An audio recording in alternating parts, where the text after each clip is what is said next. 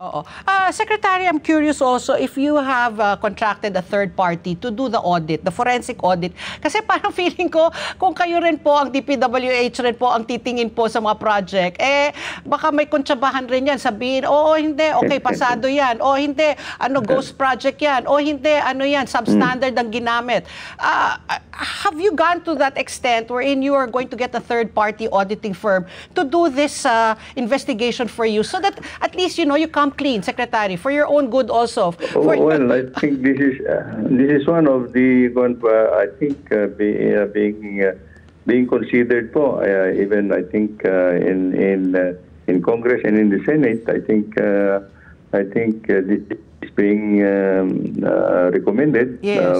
By forensic audit from third parties. I think we would welcome actually po to somebody, the third party audit team to look into these projects. We can provide all the information and let them do the field audit. Pagka ganun po.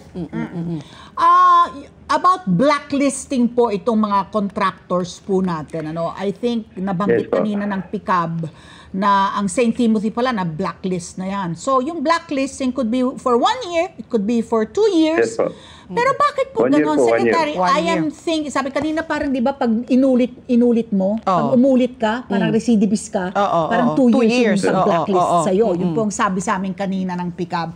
My question being, Secretary, once blacklisted, forever blacklisted dapat. Hindi po ba ganon? Kasi kita na yung moral fiber ng kumpanya mo Kapas kang gumawa ng, for a lack of a better word, katarantaduhan, anomalya, na hindi ka honest na contractor. Pag once blacklisted, forever blacklisted dapat. Secretary, po ba dapat ganon?